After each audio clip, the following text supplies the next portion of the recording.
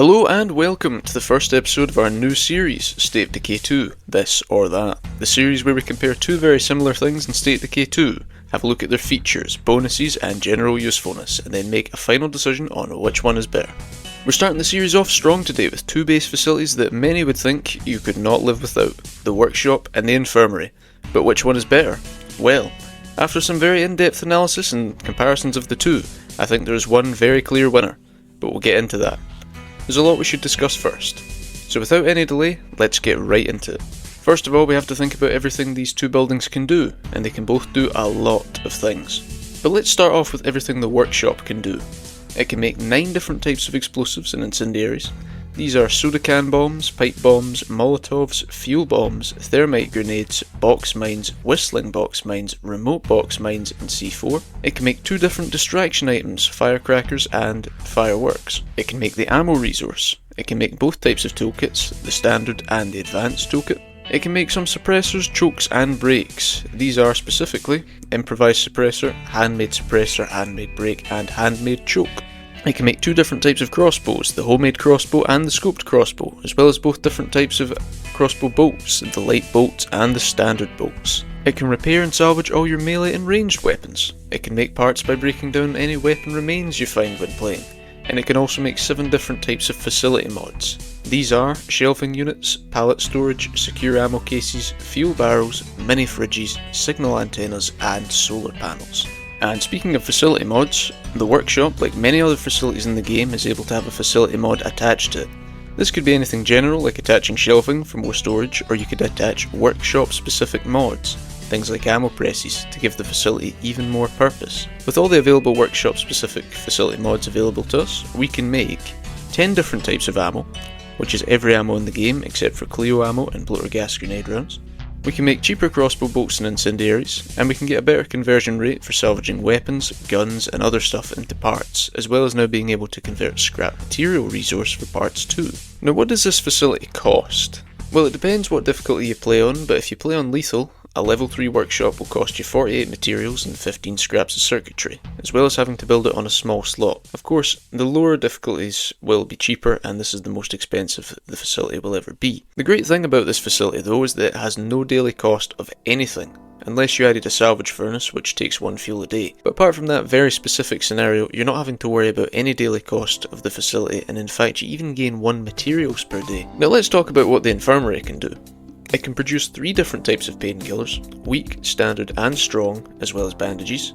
It can also make first aid kits and plague cure, as well as bulk plague cure, which is a very valuable resource. The facility has 3 plague beds, which allows any survivors with blood plague to halt the death timer until you find a cure or run out of meds. You can also use these beds to help get rid of any blood plague buildup quickly. There's also another part of the facility that lets you spend meds to instantly recover from injuries or plague samples to get rid of blood plague buildup. And if you want to spend even more meds or plague samples, you can boost your recovery to injuries and blood plague for your whole community for a period of time. And you also get a pretty big health increase with this effect here, primary care. And that's all the infirmary can do, without facility mods. If we attach the right facility mod, we'll also be able to make plague themed throwables and consumables. These are Scent Block, ZI, Zedrenaline, Zombie, bloater gas grenades and bloater gas grenade rounds for the gas grenade launcher. You can also make cheaper painkillers, which is pretty nice, and there's also the facility mod Case of Stabilizing Foam, but that is a terrible facility mod in my opinion. It heals any damage you've taken for free, which sounds alright, but you need to be at your base, and it can't heal injuries. Now, unlike the workshop, this facility does have a daily cost of 2 meds per day, and 1 materials per day, which sounds very bad. Although what it does have to help compensate is passive recovery to characters affected by injuries and any blood plague buildup, as long as the character is not busy. In order to make the facility, you'll need 48 materials, 15 cases of chemicals and a small slot to build on, the exact same cost as the workshop, except for, of course, one of them needs chemicals and one of them needs circuitry. But getting back to the question of which is better, I think the question we should ask first instead is, which one would you rather live without? So we need to analyse the game without these 2 things to see how difficult it would really be. I'm not sure what difficulty you play on, but let's just use Lethal Zone for this example, the worst of the worst, where there's 30 tough, aggressive plague carts to kill, you get blood plague super fast, and it kills you even faster. Now, without a workshop, you wouldn't be able to maintain your weaponry and stock them up with reliable ammunition.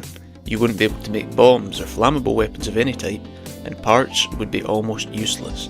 This would make killing the play carts a nightmare, but it could definitely be done. In fact, you could kill every single play cart on the map with nothing but a rusty screwdriver, and I've done that in this video here. Consider checking that out if you want to learn more about the play carts.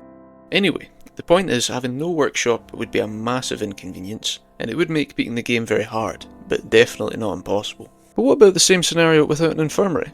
Lethal zone, 30 hearts, same stuff, but this time you're not able to make any type of healable, your characters aren't able to recover from injuries or plague build-up, and you can't halt the blood plague on your characters at all. And the worst of all, you can't make the cure. It would still be possible to beat the game, but your characters would be very temporary because you couldn't heal them as well and you couldn't cure them from blood plague. Now there's things we can do in both scenarios to make our situation a little bit better. Let's look at the scenario without a workshop first. In this scenario we can still find and buy guns, ammo, bombs, weapons, basically everything we need, from nearby enclaves and some wandering traders that show up. You can still melee play carts, call in airstrikes, drone strikes, and you can even make ammo at the storage facility, although it makes random ammo and you get no say over what you get. But if you're that desperate, it's a solid option. I've used it many times in my playthroughs when they didn't go exactly to plan, and it gets me out of some tough situations. So there's a lot of things you can do to live without a workshop and still be able to thrive. You'll never be able to repair your weapons though. But now let's look at the scenario without the infirmary. We can still find and buy bandages and any type of painkiller to keep our health topped up. We can find and buy first aid kits to remove injuries, and we can even buy plague consumables if we're lucky enough to have an Echo Lab wandering trader show up. The main problem is the blood plague. We can find it in some very rare occasions, and we can even buy it from one or two specific communities, but the supply will run out fast. In an absolute perfect scenario, the most plague cures we can probably ever get without the infirmary would be about 5, which is not enough to beat the game for so many players, especially on Lethal Zone. So, to answer the question of which facility we'd rather have, the workshop or the infirmary, I would say the infirmary's better. It may cost more, and it may do less, and it may even have a big daily cost, but the things it does are way more useful and better for the long term. The winner shouldn't be purely down to which facility looks better on paper, which facility does more, but instead which facility you would struggle to live without, and I think that would definitely be the infirmary. And there we have it folks, the debate is settled. 2 of the best facilities in the game, the workshop and the infirmary. Which is better? And in my opinion, the infirmary takes the crown. But what do you think? Let me know in the comments, and let me know what 2 things you'd like to see compared next.